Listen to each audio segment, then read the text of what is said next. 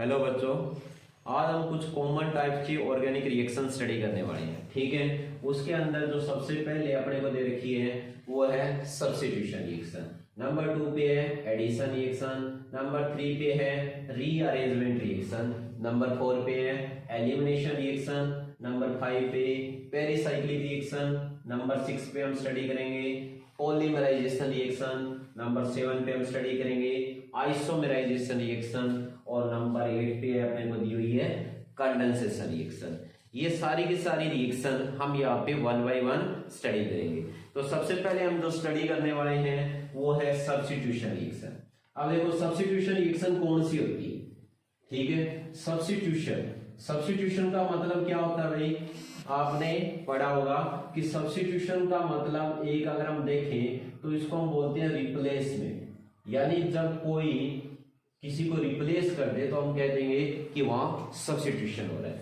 या हम बोल सकते हैं डिस्प्लेसमेंट रिएक्शन। डिस्प्लेसमेंट जो आपको कोई भी रिएक्शन दी है वो क्या होती है, सब्स्टिट्यूशन रिएक्शन होती है। तो सब्स्टिट्यूशन रिएक्शन में होता क्या है, सब्स्टिट्यूशन रिएक्शन के अंदर क्या होता है कि कोई भी जो ऑर्गेनिक मॉलिक्यूल आपको दिया हुआ है, कोई भी ऑर्गेनिक मॉलिक्यूल के अंदर कोई भी जो एटम है या जो कोई ग्रुप ऑफ एटम है उसकी क्या हो जाती है, कोई दूसरे एटम या ग्रुप ऑफ एटम से क्या हो जाएगी, रिप्लेसमेंट हो जाएगी, जबकि बाकी का जो मॉलिक्यूल है वो सेम रहेगा। तो उस रिएक्शन को हम क्या बोलेंगे, सब्स्टिट्यूशन रिएक्शन। तो समझ में आया कि सब्स्टिट्यूशन रिएक्शन कौन सी होती है, कि वो रिएक्शन यानी those reaction in which an atom और group of atom is replaced by other atom और group of atom leaving the rest molecule as it. ठीक है, तो उसको हम बोलते हैं सब्स्टिट्यूशन रिएक्शन। ठीक है, तो ये ध्यान रखना है कि those reaction in which an atom और ग्रुप ऑफ एटम, क्या होगा, group of atom is replaced by another atom और ग्रुप ऑफ एटम। ठीक है, is noun A substitution reaction. तो ये है सब्स्टिट्यूशन रिएक्शन की डेफिनेशन। ठीक है, जो सब्स्टिट्यूशन रिएक्शन के अंदर जो कोई अपने को प्रोडक्ट मिलेगा उसको हम क्या बोलेंगे, सब्स्टिट्यूशन प्रोडक्ट। यानी जो प्रोडक्ट सब्स्टिट्यूशन रिएक्शन के बाद जो अपने को मिलता है उसको हम क्या बोलेंगे, सब्स्टिट्यूशन प्रोडक्ट। Substitution product. और जो ग्रुप जुड़ेगा उसको हम क्या बोलेंगे, जो न्यू ग्रुप जो वहां पे ऐड होता है, मतलब किसी एटम को रिप्लेस करके, उसको हम क्या बोलेंगे, सब्स्टिट्यूएंट। क्या बोलेंगे, सब्स्टिट्यूएंट। ठीक है, तो ये आपको ध्यान रखना है। तो अब जो सब्स्टिट्यूशन रिएक्शन है ये अपने को क्या है, जितने भी टाइप्स की जो अटैकिंग स्पीसीज होती है, कितने टाइप्स की आपको अटैकिंग स्पीसीज दी है, 3 टाइप्स की। तो उसी के अकॉर्डिंग जो सब्स्टिट्यूशन रिएक्शन होती है वो भी क्या होती है, 3 टाइप्स की होती है। नंबर फर्स्ट जो अपने को दी है वो दे रखी है न्यूक्लियोफिलिक सब्स्टिट्यूशन रिएक्शन। कौन सी दे रखी है, nucleophilic substitution reaction. Number first है न्यूक्लियोफिलिक सब्स्टिट्यूशन रिएक्शन। और नंबर सेकंड वो अपने को दी है इलेक्ट्रोफिलिक सब्स्टिट्यूशन रिएक्शन।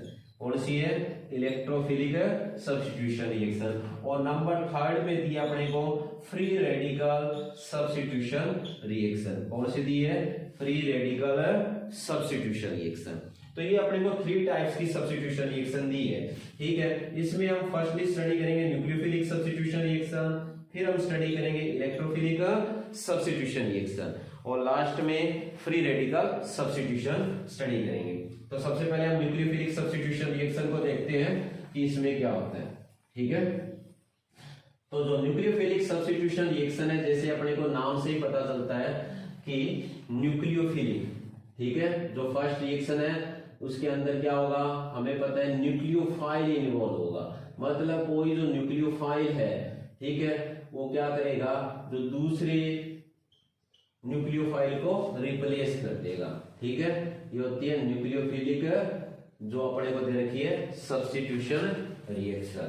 ठीक है, तो न्यूक्लियोफिलिक सब्स्टिट्यूशन रिएक्शन के अंदर हमें पता है कि क्या होगा, एक जो स्ट्रॉन्ग न्यूक्लियोफाइल्स होगा वो एक वीक न्यूक्लियोफाइल को क्या कर देगा, रिप्लेस कर देगा या डिस्प्लेस कर देगा, ठीक है, उस रिएक्शन को हम क्या बोलेंगे, न्यूक्लियोफिलिक सब्स्टिट्यूशन रिएक्शन बोलेंगे। क्या बोलेंगे, न्यूक्लियोफिलिक सब्स्टिट्यूशन रिएक्शन।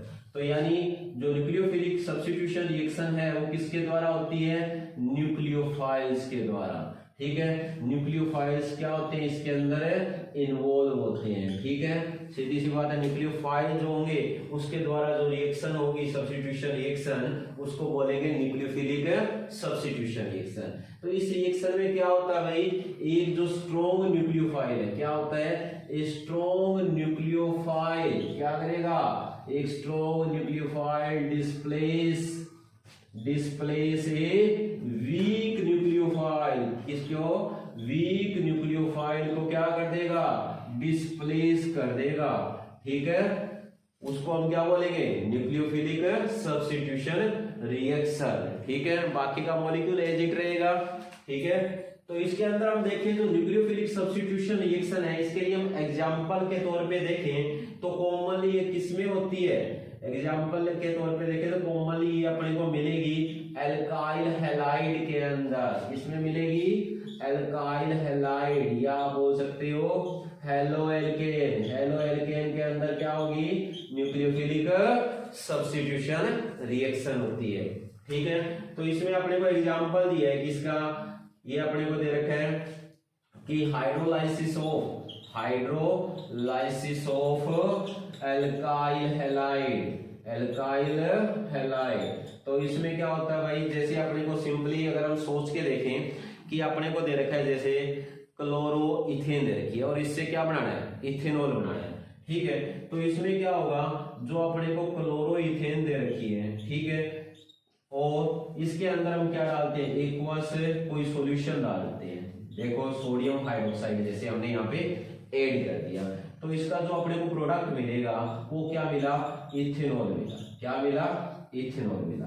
ये हुआ कैसे, किस तरह होगा, ये होगा किसकी कारण, इस स्ट्रोंग जो अपने को ये बेस दे रखा है, इसमें ये बेस के अंदर क्या होगा, जो हाइड्रोक्साइड आयन है ये किसकी तरह बिहेव करेगा, एक न्यूक्लियोफाइल की तरह बिहेव करेगा। और न्यूक्लियोफाइल हमेशा कहां पे अटैक करता है, हमें पता है जहां पे इलेक्ट्रॉन डेंसिटी कम होती है, ठीक है। तो हमें पता है ये अपने को हेलो एल्केन दे रखी है, इसके अंदर ये क्लोरीन और कार्बन के बीच में जो बॉन्ड है ये पोलर है, तो क्लोरीन क्या ज्यादा इलेक्ट्रॉन नेगेटिव है तो इलेक्ट्रॉन लेगी, तो यहाँ पे क्या आ जाएगा, प्लस चार्ज आ जाएगा। उसी कंडीशन के अंदर क्या होगा, इस पे न्यूक्लियोफिलिक अटैक होगा, क्योंकि जो हाइड्रोक्साइड आयन है वो क्लोरीन की कंपेयर में एक स्ट्रॉन्ग क्या होता है, न्यूक्लियोफाइल होता है, तो क्लोरीन जो है वो यहाँ से निकल जाएगी, तो यहाँ पे अपने को जो प्रोडक्ट मिलेगा वो इथेनॉल मिलेगा। इसी तरह हम काफी एग्जांपल ले सकते हैं। कॉमन फार्मूला तो ये अपने को दिया है, ये हेलो एल्केन है और इसके अंदर आप क्या है, कोई भी जो स्ट्रॉन्ग न्यूक्लियोफाइल है, यानी ये अपने को दे रखा है, उसके द्वारा जो सब्स्टिट्यूशन किस तरह होगा वो हम यहाँ पे इस तरह शो कर सकते हैं कि ये वीक न्यूक्लियोफाइल यहाँ से निकलेगा और ये स्ट्रॉन्ग न्यूक्लियोफाइल इसके ऊपर अटैक करेगा, तो हमें ये जो प्रोडक्ट मिलेगा, ये जो मिलेगा वो होगा सब्स्टिट्यूशन प्रोडक्ट, और ये जो निकलेगा उसको हम बोलेंगे लिविंग ग्रुप। जो रिलीज होगा, जो वीक न्यूक्लियोफाइल निकलेगा वो क्या होगा, लिविंग ग्रुप। तो आप देख रहे हो एक न्यूक्लियोफाइल ही जुड़ता है और एक न्यूक्लियोफाइल ही निकलता है, इसलिए इसको हम क्या बोलते हैं, न्यूक्लियोफिलिक सब्स्टिट्यूशन रिएक्शन बोलते हैं। ये थी न्यूक्लियोफिलिक सब्स्टिट्यूशन रिएक्शन। इसके बाद जो सेकंड अपने को दी है वो दे रखी है इलेक्ट्रोफिलिक सब्स्टिट्यूशन रिएक्शन, ठीक है। इसमें क्या होगा, एक इलेक्ट्रोफिलिक सब्स्टिट्यूशन रिएक्शन में एक इलेक्ट्रोफाइल का क्या होता है, सब्स्टिट्यूशन होता है, ठीक है, कि एक इलेक्ट्रोफाइल जो होता है वो निकल जाता है, उसकी जगह पे दूसरा इलेक्ट्रोफाइल आके जुड़ जाएगा, तो उसको हम क्या बोलेंगे, इलेक्ट्रोफिलिक सब्स्टिट्यूशन रिएक्शन। क्या बोलेंगे, इलेक्ट्रोफिलिक सब्स्टिट्यूशन रिएक्शन। किसके द्वारा होती है भाई, ये एक इलेक्ट्रोफाइल्स के कारण होती है, मतलब इलेक्ट्रोफाइल जो होते हैं इस रिएक्शन के अंदर इन्वॉल्व होते हैं। ये जो रिएक्शन है अपने को किस में देखने को मिलेगी, ये अपने को एरिन्स में दिखेगी रिएक्शन। ये एरिन्स के अंदर, या हम क्या कह सकते हैं, सब्स्टिट्यूटेड एरोमेटिक कंपाउंड्स के अंदर ये जो रिएक्शन है वो देखने को मिलेगी, सब्स्टिट्यूटेड एरोमेटिक कंपाउंड्स के अंदर। ठीक है, इसमें क्या होगा, एक जो इलेक्ट्रोफाइल है उसका क्या होगा, एडिशन होगा। ठीक है, यानी एडिशन क्या, सब्स्टिट्यूशन होगा, इसलिए इसको हम क्या बोलेंगे, इलेक्ट्रोफिलिक सब्स्टिट्यूशन रिएक्शन। ठीक है, तो जैसे अपने को एग्जांपल दिया है, इसमें क्या दिया है एग्जांपल में, क्लोरीनेशन ऑफ बेंजीन। बेंजीन का अगर हम क्या करें, क्लोरीनेशन करें। ठीक है, कोई कह दे आपको कि बेंजीन से क्लोरोबेंजीन बनानी है, तो आप किस तरह बनाओगे। ठीक है, तो ये जो रिएक्शन है ये अपने को दे रखी है कि ये बेंजीन मॉलिक्यूल दिया हुआ है और इसका हम क्या करवा रहे हैं, क्लोरीनेशन करवा रहे हैं। ठीक है, तो जो क्लोरीनेशन आप करवाओगे तो ये डायरेक्टली नहीं होगा, ये किसी लेविस एसिड की प्रेजेंस के अंदर होगा। ठीक है, ये मैं अभी बताता हूँ किस तरह होता है। तो अपने को क्या मिलेगा, यहाँ पे क्लोरोबेंजीन मिलेगी। तो ये रिएक्शन किस तरह हुई, इसका मैकेनिज्म हम देखते हैं। तो मैकेनिज्म में सबसे पहले क्या होगा, हमें पता है कि जो ये रिएक्शन अपने को दी है वो है इलेक्ट्रोफिलिक सब्स्टिट्यूशन रिएक्शन, मतलब इलेक्ट्रोफाइल तो होना चाहिए ना। तो यहाँ पे क्या होगा, सबसे पहले रिएक्शन जो स्टार्ट होती है उसको बोलते हैं इनिशिएशन स्टेप। इनिशिएशन स्टेप के अंदर क्या होगा, जो इलेक्ट्रोफाइल है उसकी जनरेशन होगी, इलेक्ट्रोफाइल जनरेशन। इलेक्ट्रोफाइल किस तरह बढ़ेगा, ठीक है, तो वो हम देखेंगे।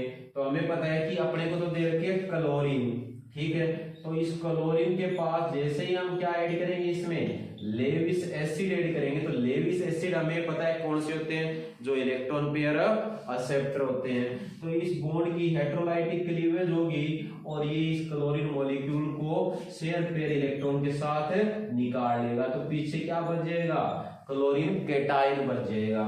ठीक है, और यहाँ पे जो अपने को मिलेगा ये जो लेविस एसिड का और जो क्लोराइड आयन है इसका प्रोडक्ट मिलेगा। मतलब लेविस एसिड ने क्या किया, रिएक्शन को स्टार्ट करने के लिए इलेक्ट्रोफाइल को जनरेट किया।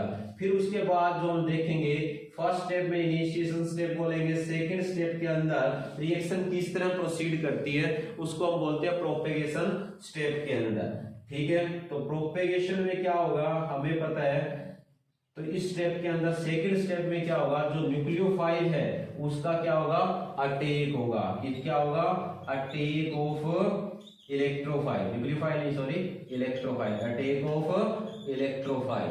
किस तरह होगा, हमें पता है ये अपने को दे रखी है बेंजीन मॉलिक्यूल। क्या दिया, ये बेंजीन। और बेंजीन में हमें पता है कि अल्टरनेट है क्या होते हैं, डबल बॉन्ड होते हैं। तो ये पाई इलेक्ट्रॉन होते हैं, लूजली बाउंड होते हैं। तो जैसे ही इलेक्ट्रोफाइल इसके पास आएगा तो क्या करेगा, इलेक्ट्रोफाइल हाई इलेक्ट्रॉन डेंसिटी वाले पार्ट्स पे अटैक करेगा। तो उसका क्या हो जाएगा, इसके साथ एडिशन हो जाएगा। ठीक है, यहाँ पे क्या है, इलेक्ट्रोफाइल जुड़ जाएगा। ठीक है, यहाँ पे क्लोरीन एटम जुड़ जाएगा। हमें पता है बेंजीन में वैसे सभी पोजीशन पे क्या होते हैं, ये हाइड्रोजन एटम है प्रेजेंट होते हैं। तो यहाँ भी क्या है, हाइड्रोजन एटम है, बट यहाँ के इलेक्ट्रॉन पेयर निकल गए तो यहाँ क्या आ जाएगा, पॉजिटिव चार्ज आ जाएगा। अब क्लोरीन को अगर यहाँ पे रहना है तो एक हाइड्रोजन एटम को निकलना पड़ेगा।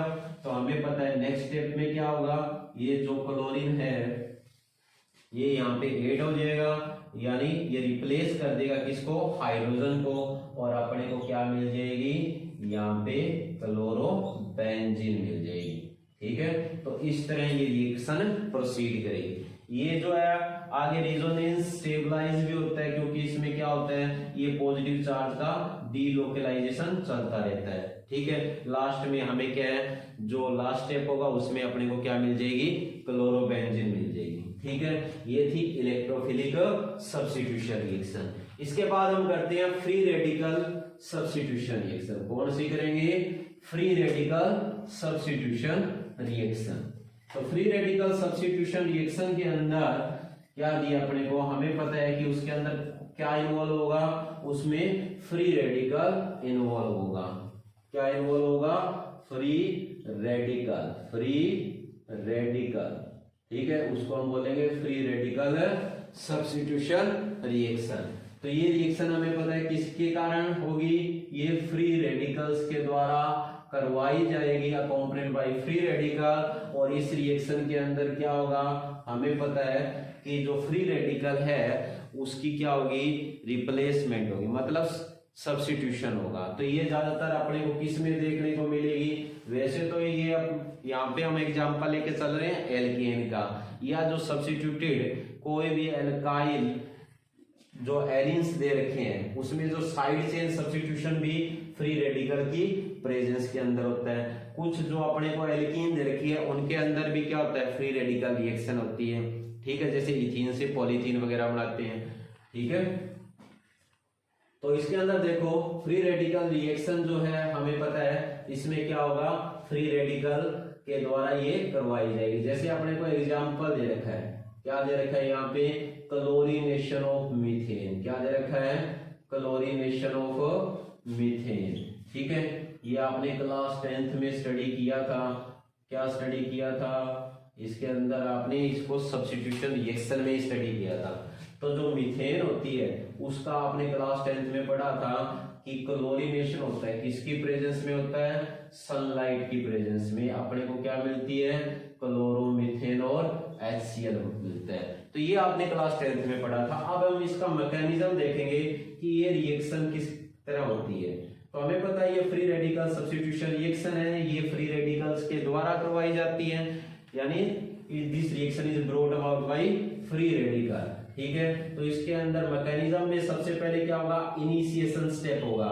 इनिशिएशन स्टेप के अंदर क्या होगा, जो फ्री रेडिकल्स है उसकी जनरेशन होगी, क्या होगा, फ्री रेडिकल बनेगा। जैसे अपने को दे रखा है यहाँ पे क्लोरीन मॉलिक्यूल, क्या दे रखा है, क्लोरीन मॉलिक्यूल, और इसमें क्या हो रहा है, ये जो जैसे ही इसमें सनलाइट पड़ी तो इसकी क्या हो गई, होमोलाइटिक क्लीवेज हो गई। तो हमें पता है ना, हमने पढ़ा था कि फ्री रेडिकल कैसे बनता है, जब कोई भी आपको कोवेलेंट बॉन्ड दिया है और उसकी होमोलाइटिक क्लीवेज होगी तो क्या जनरेट होगा, फ्री रेडिकल जनरेट होगा।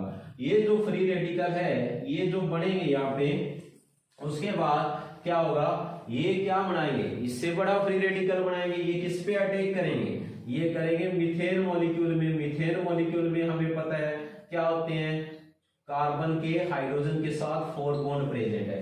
तो ये जो फ्री रेडिकल, एक जो क्लोरीन फ्री रेडिकल है ये मीथेन मॉलिक्यूल पे अटैक करेगा। किस तरह अटैक करेगा, ये इसके साथ बॉन्ड बनाएगा, तो इसकी भी क्या हो जाएगी, होमोलाइटिक क्लीवेज। ये हाफ हेडेड जो एरो अपने को दे रखी है ये 1 इलेक्ट्रॉन्स की मूवमेंट को शो करती है, जबकि डबल हेडेड होती है ना, ये 2 इलेक्ट्रॉन की मूवमेंट को शो करती है, ठीक है। तो इससे क्या होगा, एक और जो लार्ज साइज का जो फ्री रेडिकल है यानी जो मिथाइल फ्री रेडिकल है उसकी जनरेशन हो जाएगी, ठीक है। इसके बाद में क्या होगा, जो रिएक्शन है वो क्या करेगी, प्रोसीड करेगी, तो उसको हम बोलते हैं प्रोपेगेशन स्टेप। प्रोपेगेशन स्टेप के अंदर क्या होना है भाई, ये जो मिथाइल फ्री रेडिकल है ये क्या करेगा, दूसरे जो क्लोरीन मॉलिक्यूल है उसके ऊपर क्या करेगा, अटैक करेगा, और क्या होगा, फिर फ्री रेडिकल फिर क्रिएट होगा और यहाँ पे क्लोरोमीथेन बनेगी। तो इसकी होमोलाइटिक क्लीवेज हुई तो इन दोनों ने अपने शेयर पेयर इलेक्ट्रॉन ले लिए, तो ये दोनों आपस में क्या करेंगे, कोवेलेंट बॉन्ड बनाएंगे।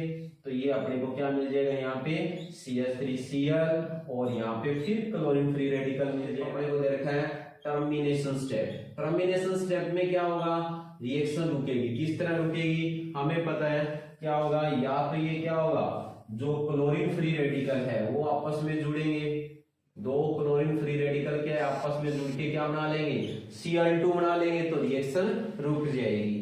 या क्या होगा, एक मिथाइल फ्री रेडिकल दूसरे मिथाइल फ्री रेडिकल से जुड़ जाएगा और क्या बन जाएगी, यहाँ पे इथेन बन जाएगी, ठीक है। या ऐसे हो सकता है एक मिथाइल फ्री रेडिकल जो है वो दूसरे क्लोरीन फ्री रेडिकल के साथ जुड़ के क्या बना सकता है, CH3Cl बना सकता है। तो ये थी अपनी फ्री रेडिकल सब्स्टिट्यूशन रिएक्शन, ठीक है। आज हम इतना ही पढ़ेंगे सब्स्टिट्यूशन रिएक्शन में। हमने तीनों टाइप्स की सब्स्टिट्यूशन रिएक्शन स्टडी कर ली है, ठीक है। आगे नेक्स्ट लेक्चर में करेंगे। Thank you.